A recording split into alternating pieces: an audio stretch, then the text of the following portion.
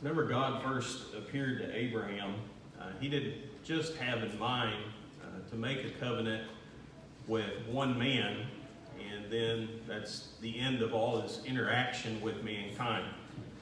In fact, we learn in studying the Bible that God's plan from the beginning was not just to establish his covenant with Abraham, but also to establish his covenant with all the other generations that would come after Abraham. In fact, in Genesis chapter 17 and verse 7, that's exactly what God said to Abraham. He said, "I will establish my covenant between me and thee, and thy seed after thee, and their generations, for an everlasting covenant, to be a God unto thee, and to thy seed after thee." We've been studying in Hebrews chapter 11 about Abraham, and as the record there in Hebrews chapter 11 moves past Abraham, I want to point out we're not just encountering some random individuals here in this chapter. In fact, we're looking at, or we'll begin looking at, the generations that would come after Abraham. We're looking at those men whom God told Abraham, "I will establish my covenant with them also." And so what we want to do this morning is, again, looking at Hebrews chapter 11, we want to consider the faith of the three generations that followed Abraham, and specifically talk about how they had this tremendous belief and trust and assurance in this plan that God had revealed to them. In Hebrews chapter 11 and beginning in verse 20, it says, "By faith Isaac blessed Jacob and Esau concerning things to come. By faith Jacob, when he was dying, blessed both the sons of Joseph, and worshiped, leaning upon the top of his staff. By faith Joseph, when he died, made mention of the departing of the children of Israel, and gave commandment concerning his bones." You know, we talked about and we've studied about how God made this covenant with Abraham, but I also want to point out he didn't just make a covenant with Abraham. He actually revealed to Abraham parts of this plan that he had for Abraham and for his descendants, and really for all of mankind. We read back in Genesis chapter 15 that through these promises and these prophecies that God gives to Abraham, he reveals bits and pieces of this plan. For instance, we learned that God's plan was to change Abram's name into Abraham. God's plan was to make Abraham a very fruitful man, and for many kings and many nations to descend from him. God's plan was to give Abraham and his descendants all the land of Canaan. And God's plan was, through one of Abraham's descendants, all the nations upon the face of the earth were going to be blessed by him. That wasn't everything. I think when we talk about, God's plan for Abraham and his descendants, all of us read that and we think, well, that's the end of the plan, right? Well, that wasn't everything that God revealed to Abraham about this plan. In fact, when you go into Genesis 15 and you go down about verse 13, he gives him some more details concerning this plan that he has. And he says unto Abraham, "Know of a surety that thy seed shall be a stranger in a land that is not theirs, and shall serve them, and they shall afflict them for 400 years. And also that nation whom they will serve, I will judge. And afterward shall they come out with great substance." When we study this plan that God had for Abraham and for his descendants, and ultimately for all of mankind, I think we look at it and we're standing on the other side of this plan that God had for men. And we're looking back, and we're seeing how all these things that God had planned and promised to Abraham and to his descendants, all these things have been fulfilled. This part of God's plan has been completed. But what we often fail to do is to look at it from the perspective of Abraham and the generations that followed after him. Because this plan that God had for them was future. They were standing in the shadow of this plan, and they were looking forward in faith that this plan that God had for them would ultimately be accomplished and be fulfilled. And so they lived in the middle of it was an uncertain world. It really wasn't much different than the world that we live in today. There weren't any guarantees in the world that Abraham and Isaac and Jacob and Joseph lived in. And so they just lived in the middle of this world, this uncertain world, with putting all their faith and all their trust in this plan that God had for them. And we want to talk about this morning, and we want to study about how faith helps us in holding on to and in following the plan that God has for us as Christians in this life. And the way that we're going to do it is we're going to look at these three examples, these next three generations that follow after Abraham. We begin with Isaac, or actually the Hebrew writer begins with Isaac, who of course we know was indeed the son of Abraham. And it was shortly after the death of Abraham that God appears to Isaac, and here's what he tells him in Genesis 26, 3 and 4. He says, "Sojourn in this land, and I will be with thee, and will bless thee.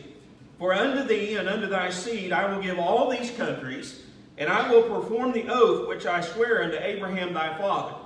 And I will make thy seed to multiply as the stars of heaven, and will give unto thy seed all these countries, and in thy seed shall all the nations of the earth be blessed." Why does God come to Isaac? Why does he appear to him? Well, again, going back to Genesis chapter 17, God's plan wasn't just to establish a covenant with one man and that was the end of it. His plan was to continue this covenant with the generations that would come after Abraham. And so he appears to Isaac, the son of Abraham, and he appears to him for the purpose of establishing this covenant with him. Now, if you follow along with me there in those three verses, you're going to say, well, that sounds a lot like the covenant that God made with Abraham. It's the exact same. It's the very image of the covenant that God made to Abraham. And so again, this covenant wasn't just made with one man in mind, but it was made with all the future generations, the descendants of Abraham that would follow after him. And when you look at Isaac, we want to look at it from the perspective of, well, how did he show his faith in this plan that God had for him and really for all of his descendants that would follow? You study the life of Isaac in Genesis, in the Genesis record, and it's really not a very impressive study. There's not a lot of material about Isaac himself. In fact, the majority of the material that we read about concerning Isaac really has to do with the blessing of his two sons, Jacob and Esau. And whenever I thought about, Isaac, a man of faith, this is one of those guys I kind of struggle with. It's something that in my mind, whenever I think about Isaac, I have some mixed feelings about him because it doesn't always seem like he had tremendous faith in this plan that God had for him and for his descendants. But if you notice in Hebrews chapter 11 and verse 20, this is what it says. It says, "By faith Isaac blessed Jacob and Esau concerning things to come." And so the idea that the Hebrew writer is portraying to us is that Isaac believed in this plan that God had for him and his descendants. Isaac trusted in this plan that future blessings were going to come upon his two sons because of the revelation that God had given to him. Now, probably most, if not all of us, are familiar with some of the instances behind the birth of Isaac's two sons, Jacob and Esau. And you might recall, I'm not going to go back and go through the entire history of their birth, but this is what the Bible is talking about. He blessed them by faith. He blessed the future concerning his sons. It was through faith that he was viewing what would happen to his sons. But probably most, if not all of you, are familiar with the story of Isaac and Rebekah. And of course, Rebekah is not able to have children. She's barren. And so Isaac prays to the Lord on her behalf. And in verse 22 of Genesis 25, it says, in verse 21, it says that Rebekah, his wife, conceives. And then in verse 22, it says, "The children struggled together within her, and she said, If it be so, why am I thus? And she went to inquire of the Lord. And the Lord said unto her, 2 nations are in thy womb, and 2 manner of people shall be separated from thy bowels. And the one people shall be stronger than the other, and the elder shall serve the younger." Well, sometime during this pregnancy, we're not informed exactly when, but sometime during this pregnancy, Rebekah becomes concerned because she realized that there's a lot going on in her womb, okay? There's a fight that's breaking out within her womb. And so her question becomes, if everything's okay, then what does all this mean?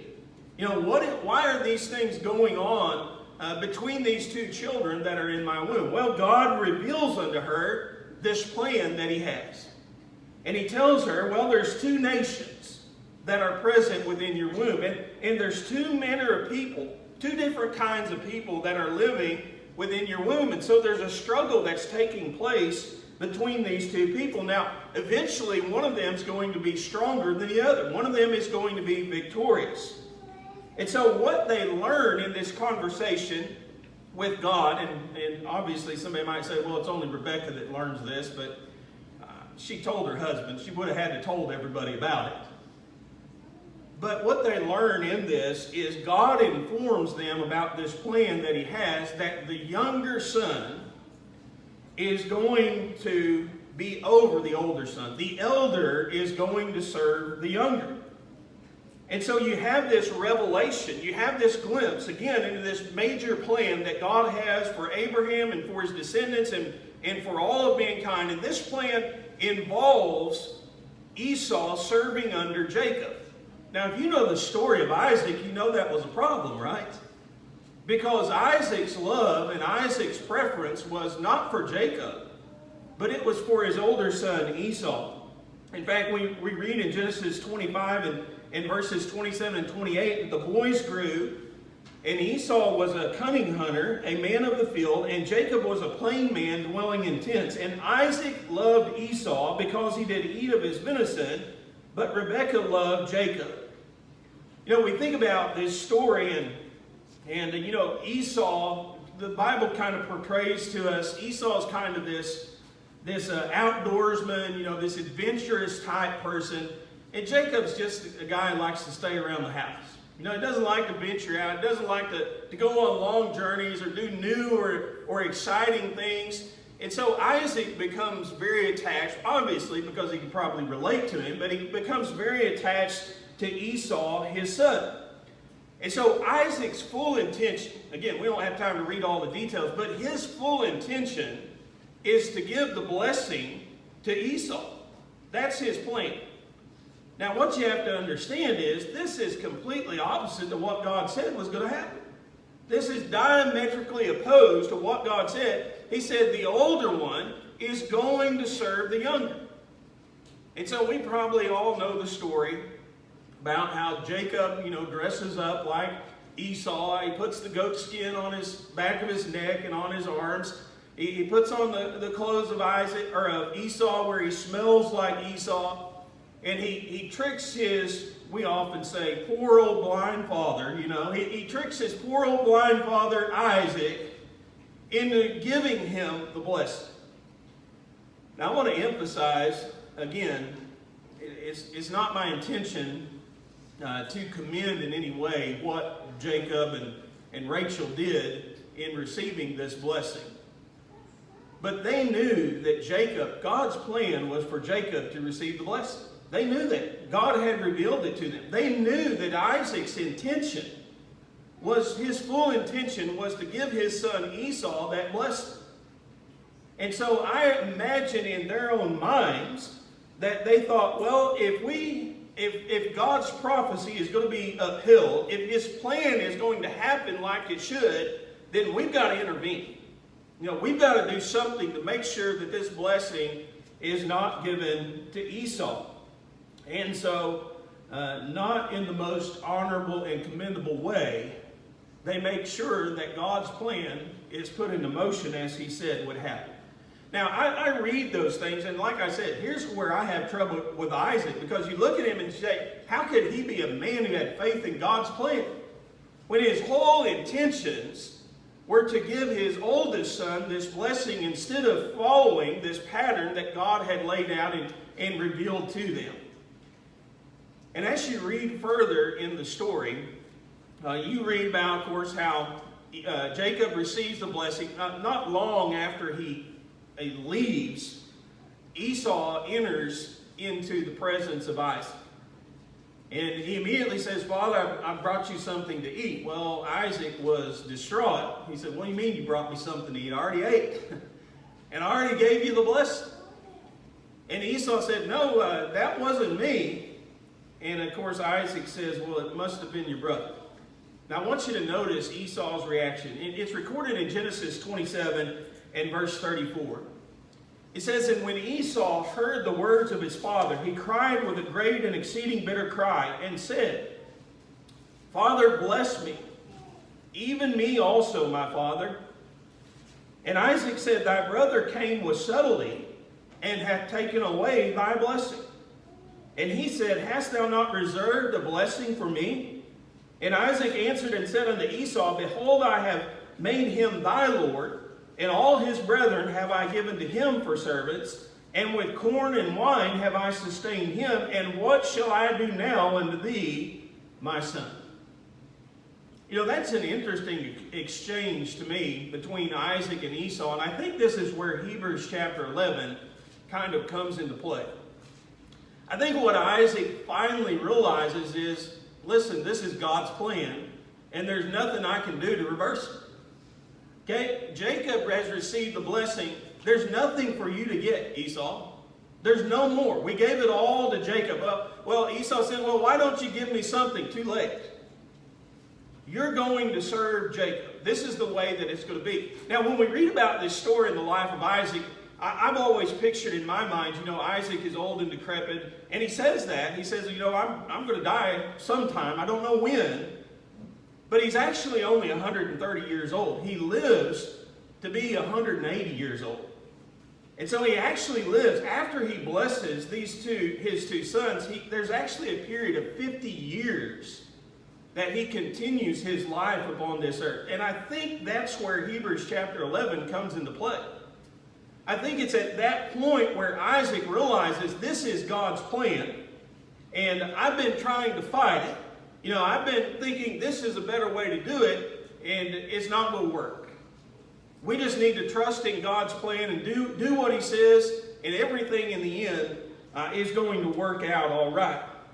Well, it is interesting that the Hebrew writer mentions that, and so we know at some point in the life of Isaac, when he blesses those two sons, he had to have this tremendous faith in this plan that God had for him. Well, what about the next one in line? We read about Jacob. And of course, Jacob was the next generation, the grandson of Abraham. We've already read a little bit about his birth. And I'll just throw a couple of tidbits in here. If you recall, whenever we read about how there was a struggle in the womb of Rebekah, and she didn't know, what was going on. But remember when the two sons were born, that Esau had grabbed a hold of the heel, Jacob had grabbed a hold of the heel of Esau.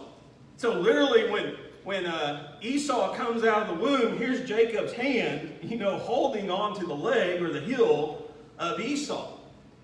And that became associated with his name. You remember in Genesis 27, we read in verse 36, when Isaac tells Esau, well, your brother came and stole away your blessing. And he says, is he not rightly named Jacob? For he has supplanted me these two times. See, that word Jacob came to be synonymous with the idea, literally it means the heel grabber. And so it's this idea, remember the birthright that Esau had? Well, Jacob grabbed his heel, he tripped him up, and he caused him, well, he didn't cause him, I don't want to make Esau the victim, but it ended up that Esau sold his birthright to Jacob for a bowl of beans. Well, Esau still had the blessing, right? He would still get this blessing. But what happened in it? Well, Jacob comes in and tricks his father into believing that he's Esau, and then this blessing is poured out on him. So Esau says, that's his name. Isn't he rightly named the heel grabber? These two times he has supplanted me. He's deceived me. He's tricked me. And when you read about Jacob, again, we're reading about imperfect men here. In the beginning, was Jacob's faith what it needed to be? No. In fact, most of these guys that we're reading about toward the end of their life, where they've gone through all these trials and these tribulations, and their faith has now been tried and proven and very strong. in the Lord. But you think about Jacob's beginnings, and you're going to have to say, well, you can't really say he had a godly pattern that you would want to follow. Well, why not deception? Deception really became a pattern in the life of Jacob. We read here about how, of course, he tricked Esau on 2 different times. He tricked his own father, didn't he? Making him believe. He goes over into Laban, and I know that Laban, his uncle, wasn't the most honest of people, but he really kind of pulled a number on Laban by getting all the best sheep and the most numbers from all the animals that he possessed. And you read about Jacob, and what's interesting to me is he's constantly running away. He's running away from people that he's deceived and that he's tricked. He's running away from Esau for his life. He leaves Laban under the cover of darkness, and he's running away, trying to escape him. And as he's running away from this deception that he's created, he runs into a point, he's getting away from Laban, and he runs right into Esau. And so now the question becomes, what are you going to do? For 15 to 20 years, you've been running from this man. And Jacob comes up with this plan, and he says, I'm just going to give him so many presents, he's going to forget about what I did to him. And so that's what he does. Remember, he divides all of his flocks up, and he has them go in companies and just meet Esau in these small companies. And Esau says, well, who are you? And they say, well, we're the servants of Jacob, and we brought you this present from your brother Jacob. And time again, he goes through all of his flocks, and he sends his family out before him. And Jacob is left in a place where he's all alone. And we read about it in Genesis 32, beginning in verse 24. It says, Jacob was left there alone and wrestled with a man until the breaking of day. And when he saw that he prevailed not against him, he touched the hollow of his thigh, and the hollow of Jacob's thigh was out of joint as he wrestled with him. And he said, let me go, for the day breaketh. And he said, I will not let thee go, except thou bless me. And he said unto him, what is thy name? And he said, Jacob. And he said, thy name shall be called no more Jacob, but Israel. For as a prince thou hast power with God and with men, and hast prevailed. There's a kind of a significant understory that's taking place. We often emphasize this great encounter that Jacob had with God, and that's good, and there's lots that we can learn from it. But what is interesting to me at the end is this angel Lord, or God in disguise, however you want to describe him, he changes the name of Jacob. Did you catch that? After everything has gone on here, he says, well, what is your name? He didn't ask him that because he didn't know. But I want you to think about the meaning of that name. What is your name? The heel grabber. He's been rightly named, Esau says. That's what he does, right? But this angel says to him, he says, well, your name isn't going to be Jacob anymore. You're not going to do that anymore. You're not going to be trying to accomplish. You look at this plan, and Jacob wanted all these blessings that God had prepared for him, but he wanted to get them in his own way. And the way that he decided to do that mainly was through deception. God says, we're going to put an end to that. Your name's not going to be Jacob anymore. But now you're going to be called Israel. Now you're going to be a prince. You're going to have power. You're going to prevail over men, and you're going to prevail over God, not with deception, but by following and trusting and believing in this great plan that I have for you. And when you read about Jacob, there was a change that took place in his life from that point forward. He was no longer known as the trickster. He was known as the man who had tremendous faith and trust and assurance in this plan that God was going to give to him. Now, in Hebrews 11 verse 21, here's what it says. By faith, Jacob, when he was dying, blessed both the sons of Joseph and worshiped, leaning upon the top of his staff. This verse tells us about the faith that he had, not at the beginning, but at the end of his life. And just like Isaac had blessed his 2 sons, and he had tremendous faith in what the future held for these 2 sons because of this plan that God had revealed to him, when the time came for Jacob to pass on the blessing to the next generation, he had the same faith that Isaac had.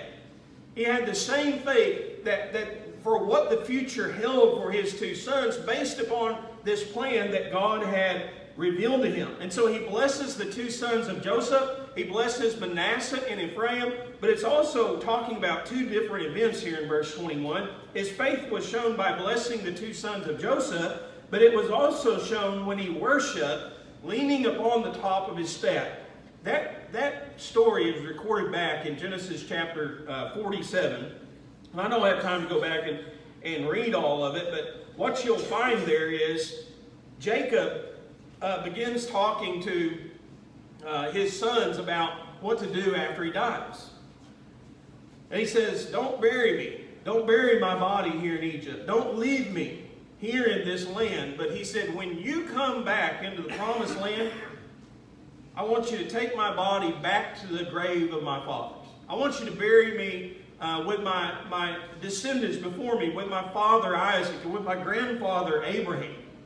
And so what was he talking about? He was talking about, he had this tremendous trust, this assurance that this plan that God had for Abraham and his future generations was going to happen. Where were they right now? They were in a strange land. They were in Egypt. But he said, we're not going to be here forever. One day we're going to come out of this land like God said. And when we come out, I want you to take my body and I want you to bury it in the same sepulcher, in the same graves as my forefathers. And so he shows this tremendous faith in this plan. At the time of his death, he shows this trust, this belief of what was going to happen in the future for him. It was based upon this plan that God had revealed to Abraham and his descendants. The third man that we read about is Joseph. And of course, Joseph is the great-grandson of Abraham. And out of all the examples of faith, or out of these three men, I guess we should say, of examples of faith, Joseph is one that, just kind of jumps off the pages to me. I mean, you can just about go through the life of Joseph at any time and put your finger on some point in some time and say, see his faith? See the trust that he had in God? Now, all the things that happened to his brothers betray him, he still trusts in God and this plan that he has. He's sold as a slave into Egypt. Well, he's still trusting God. He gets put into prison. He's still trusting God. Those people who were supposed to remember him forgot all about him. He says, well, God has this plan. I'm just going to put my faith and my trust in this plan that God has for us. And so everywhere that you read and you study about Joseph, you have this idea that through everything, he trusts in this plan. He puts his faith and his assurance, his confidence in this plan that God has for him and for his descendants. But in view of Hebrews chapter 11, remember one of those verses in that chapter that said, all these died in faith. Died in faith. Believing and trusting in God's plan for the future whenever they were standing in the face of death. Now in Hebrews 11 verse 22 it says, by faith Joseph when he died made mention of the departing of the children of Israel and gave commandment concerning his bones. Kind of similar to what we just read about Jacob. But how did Joseph show his faith? The example of his faith, the Hebrew writer doesn't say, well, it's back here where his brothers betrayed him, right? Or it's back here where he was thrown into prison, and back here when everybody forgot about him. It says when he was dying. When he died, he made mention of the departing of the children of Israel. You see, what Joseph knew is Israel was in Egypt right now. That is the nation. But they weren't going to stay there forever. And how did he know that? Because of what we read back in the beginning in Genesis 15, 13, and 14. God reveals to Abraham this plan that he has. He says, your descendants are going to go into a foreign land. They're going to be strangers and live in that land. They're going to afflict them. They're going to be servants. But after that, they're going to come out of that land with a great substance. And so Joseph says, I know this plan that God has for us. And one day, we're not going to live in Egypt forever. One day, we're going to come up out of this land. And when we come up out of this land, here's what I want you to do with my bones. You know that prophecy that God gave to Abraham there in Genesis 15, 13, and 14? it must have been one that was passed down from generation to generation to generation. Jacob was aware of it, wasn't he? Joseph was aware of it. They weren't staying in Egypt forever. And so what did Joseph do? He encouraged his descendants to believe and to trust, to put their faith in this plan that God had revealed to him. And when that plan happened, when that part of the plan was fulfilled, he said, you take my remains out of Egypt with you, and you go on that exodus like God has planned for it to happen. You see, the faith that he had is, God has this plan. God's plan is going to happen no matter what. You know, those three men that we read about exemplify everything that we've learned about faith and everything that we've read about faith here in Hebrews chapter 11. Remember in verse 1 the statement, now faith is being sure of what we have hoped for and certain of what we do not see. That described those two or three men? Absolutely. That they knew the things, well, they knew some things that the future held for them. They didn't know everything about God's plan, but they knew parts of God's plan. God had revealed it for them. That doesn't mean that they could predict the future. That doesn't mean that they knew everything that was going to happen to them along the way. They just knew that God had this plan in effect, and this plan was ultimately going to be accomplished. And so they knew what their part was. They knew what they were supposed to do, and they just simply did it. Friends, that's a tremendous example of faith. And as I said when we kind of started, you have to admire these men, because how big of a picture do they have of God's plan? Not much. They had a shadow. They had this small, incomplete picture of God's plan, but they still had faith and trust and assurance, and this was going to happen just like God said it was. Think about where we live today versus where they lived. And we're looking back and we're seeing this great plan that God had for Abraham and for his descendants, and ultimately for all nations of the world to be blessed through one of Abraham's descendants. And if they were able to trust and believe in such a small picture, such an incomplete picture of God's plan, don't you think our faith should be even more today? These men were tremendous men. And let me emphasize to you this morning, we have to have faith in God's plan just like they had. God has a plan. The Bible teaches us that. Part of his plan has already happened. We can look back and see parts of it being fulfilled. Part of his plan's happening right now. Part of his plan is going to happen into the future. It's going to happen. Okay, we don't know, we can't see all the future. We don't know what lies in between for our lives. We just know that God has this greater plan. And we know that in the end it's going to happen. And so I know what my part is.